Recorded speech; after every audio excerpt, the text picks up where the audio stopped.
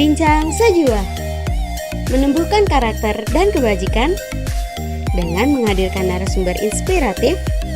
Kini kami hadir menemani Anda setiap minggu hanya di kanal YouTube Yayasan Sajua.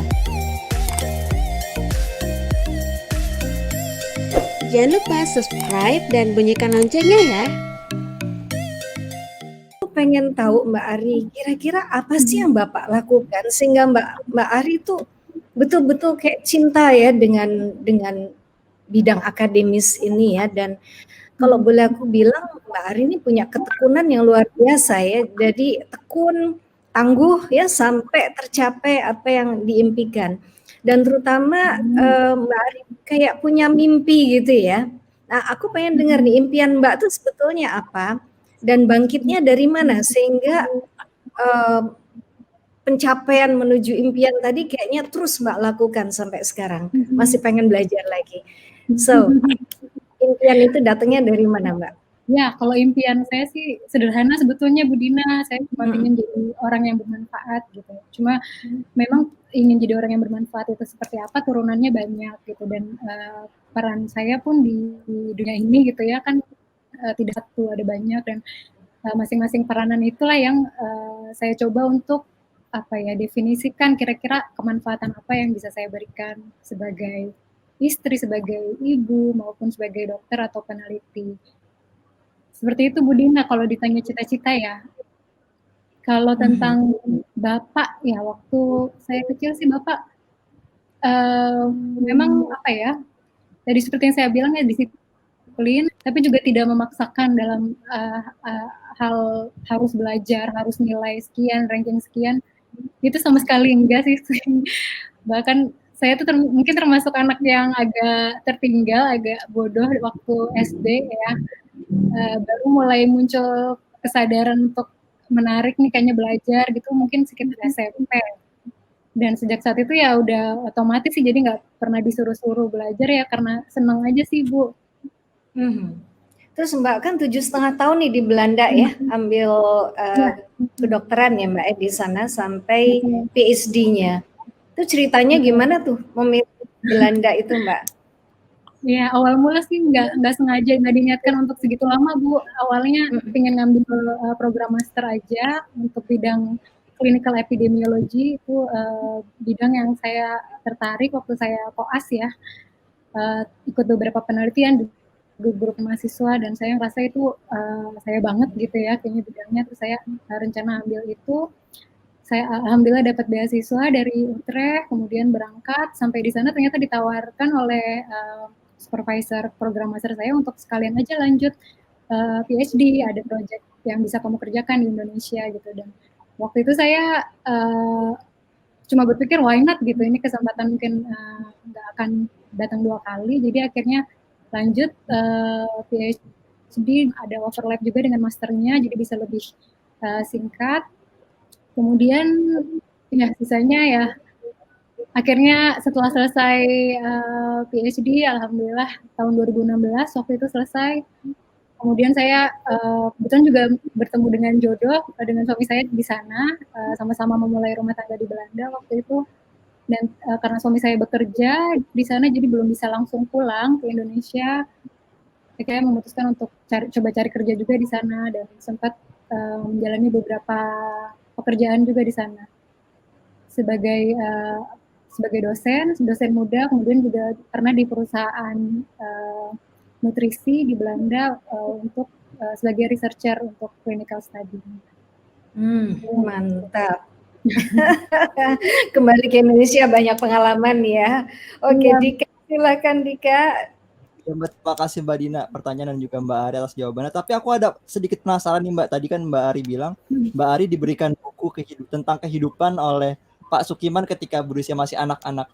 Nah dari Bapak Sukiman sendiri, kenapa sih Pak memberikan buku tentang kehidupan itu kepada anaknya Pak?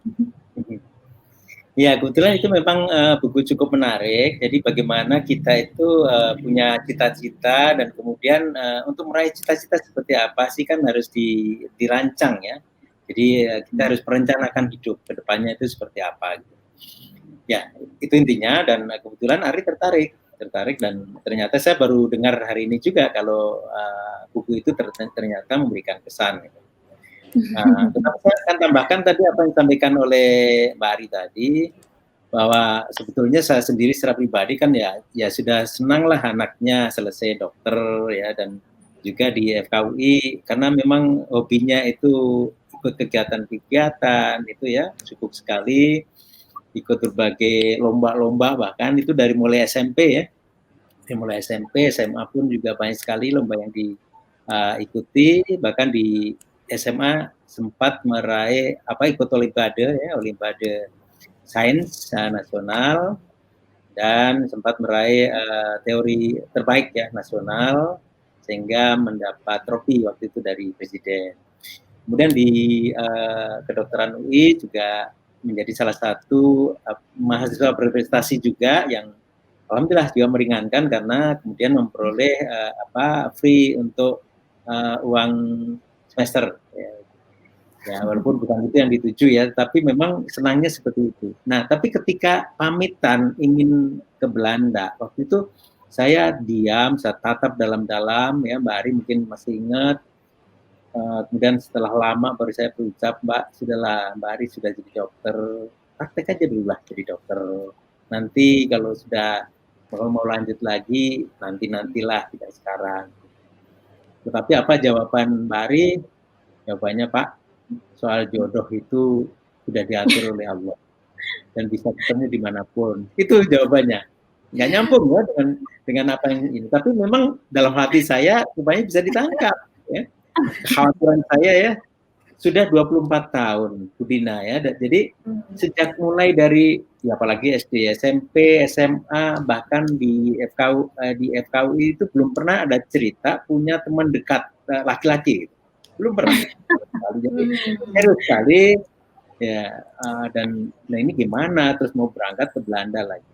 Nah 1,5 tahun kemudian ketika program masternya sudah selesai, ternyata ada pria yang Pak mau ada teman aku yang mau ke rumah gitu, memperkenalkan. Ya sudah, prosesnya cepat saja, Bapak langsung setujui, dan kemudian nggak lama kemudian diresmikan pernikahan dan balik lagi ke Belanda. Itu ceritanya. Ya, jadi awalnya was-wasnya itu adalah itu, sehingga tadi juga keberadaan di Belanda tadi sudah disampaikan oleh Mbak Ari bahwa 7,5 tahun itu bukan untuk kuliah saja. Kuliah sendiri sekitar 4,5 tahun ya Mbak, untuk S2 dan S3 itu selesai alhamdulillah dalam jangka yang cukup pendek, dan sampai sekarang pun Mbak Ari masih ada komunikasi dan ada kerjasama juga dengan dosennya yang di Uttarakhand. Itu mungkin Pak Sukiman, saya tergelitik nih mau bertanya, kenangan paling indah bersama Mbak Ari apa ya Bapak? Ya, waktu kalau masa kecil dulu. Masa kecil ya. Jadi ini memang ya alhamdulillah Mbak Ari ini saya tidak pernah membandingkan ya dengan adik-adiknya karena masing-masing anak itu beda-beda. Tapi Mbak Ari ini sejak SD itu rapi ya, setiap sore itu ya itu nggak bisa tidur sampai malam sih. Sebelum tidur itu selalu sudah dirapikan baju yang mau dipakai, buku-buku yang akan dibawa besok ke sekolah.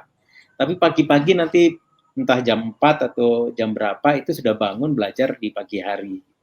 Itu rutin dan juga tidak pernah neko-neko, tidak punya tuntutan misalnya menuntut orang tua macam minta ini itu tidak pernah ya. Jadi apa yang ada di rumah dia manfaatkan, dia kreatif, bahkan dulu zaman kaset ya cukup banyak koleksi kaset itu jadi mainan ya, bisa jadi tempat-tempat tidur, didesain segala macam, itu dari yang ada saja. Kemudian satu hal juga yang saya kenang ya dari Mbak Ari ini selalu menginspirasi, senang menulis ya. Ketika kelas 1 SD misalnya sudah mulai menulis surat untuk saudaranya dan sebagainya. Ketika kelas 5 SD waktu itu saya baru-baru ada komputer waktu itu, saya beli komputer desktop waktu itu masih pakai DOS. Kemudian karena tertarik barangkali, sehingga sebagai sarana untuk Mbak Ari ini belajar ngetik, akhirnya bisa menyelesaikan beberapa cerita pendek ya dan 1 buah novel gitu. Nah itu bagi saya cukup luar biasa. Dan untuk itu tentu sebagai orang tua berusaha untuk bagaimana minat bakat ini bisa dikembangkan, sehingga ketika di Jakarta International School itu ada seorang novelis dari Amerika yang dihadirkan di sana, kemudian saya diberi kesempatan untuk ke sana, saya ajak, dan itu memperoleh apresiasi yang luar biasa ya mereka, bahwa kamu menulis sejak usia 11 tahun, sedangkan saya 18 tahun baru mulai menulis. Kamu bisa jadi penulis yang lebih hebat dari saya. Itu seorang novelis yang cukup terkenal, bahkan di antara cerpen dari Mbak Ari itu sampai sekarang masih ada di website beliau gitu. Nah ini luar biasa. Nah, walaupun akhirnya mungkin karena agak kecewa ya ketika saya ajak lagi ke novelis yang lain, sehingga saya merasa kok itu akhirnya menjadi karya terakhir. Walaupun Mbak Ari sering menghibur saya juga, Bapak enggak, bukan karya terakhir.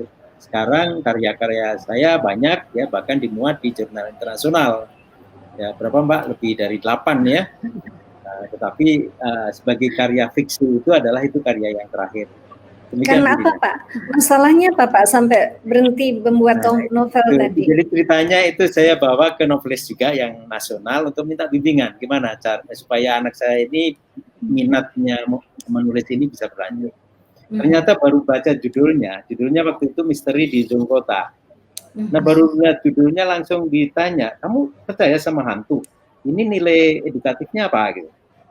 Nah itu saya lihat anak saya ya tentu kemudian seperti apa ya? Ya ekspresinya kan langsung waduh. Gitu. Jadi beda sekali dengan yang tadi ya, yang dia memotivasi sangat baik gitu. Saya nggak tahu, mungkin Mbak Ari bisa menjelaskan, tapi saya menduga bahwa itu salah satu sebab kenapa minat menulisnya itu menjadi menurun.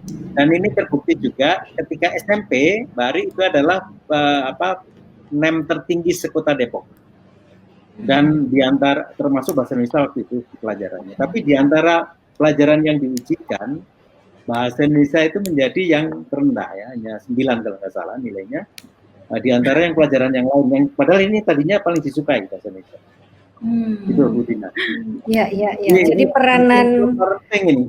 Betul-betul peranan memotivasi ternyata besar sekali ya Pak ya. Kata-kata yang menguatkan anak, memotivasi ternyata menjadi pendorong untuk seseorang berkarya. Ya. Jadi ini tadi Mbak boleh dong, ini saya penting ya Mbak Ari untuk kita para parents maupun guru ya, bahwa kata-kata kita ini powerful banget sebetulnya ya. Ketika seorang novelis menyampaikan kata-kata yang agak sedikit demotivating gitu ya, yang tidak memotivasi, Mbak Ari langsung berhenti menulis novel gitu. Mbak, boleh dong refleksinya kayak apa nih? Di banyak para guru dan orang tua di sini, Mbak. Apa yang terjadi di jiwa Mbak waktu itu, Mbak? Kalau ditanya persisnya seperti apa, mungkin saya juga udah agak lupa ya Bu Dina ya, karena kan itu sudah lama. Waktu itu saya masih kelas 1 atau kelas 2 SMP. Cuman mungkin ya secara anak-anak itu kan masih labil ya, masih eksplorasi tentang minat dia dan bakat dia itu seperti apa. Dan kalau dia saat itu kamu nulis ya gitu ya, mungkin akan dijawab iya karena sejauh itu ya itu yang nampak menarik buat anak tersebut gitu. Dan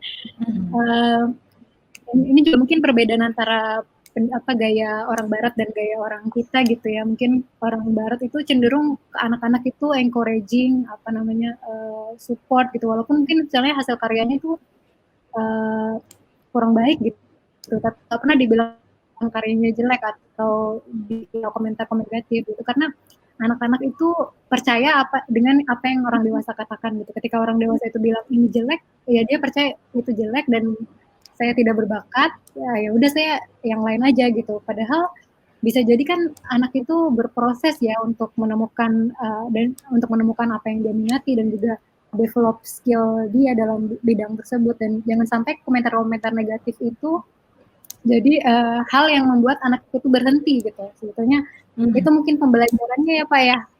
Kalau melihat apapun hasilnya selalu puji gitu. Itu juga yang saya rasakan bahkan waktu saya kuliah, udah dewasa ya, udah umur 25 tahun, pun itu yang masih terus sebagai pendidik lakukan ya, supervisor saya atau profesor saya tidak pernah sekalipun mengeluarkan komentar negatif gitu, hanya komentar-komentar positif yang encouraging gitu. Padahal setelah saya lihat lagi sekarang gitu, kok jelek banget ya waktu itu, kenapa dibilangnya bagus gitu. Ternyata memang mungkin itu salah satu seni sebagai pendidik ya, sebagai orang tua juga, bahwa kita harus pintar-pintar memberikan komentar karena betul sangat berpengaruh terhadap kejiwaan anak gitu. Tuh Mbak Ari ini humble banget ya. Bincang Sejua, menumbuhkan karakter dan kebajikan dengan menghadirkan narasumber inspiratif. Kini kami hadir menemani Anda setiap minggu hanya di kanal YouTube Yayasan Sejua. Jangan lupa subscribe dan bunyikan loncengnya ya.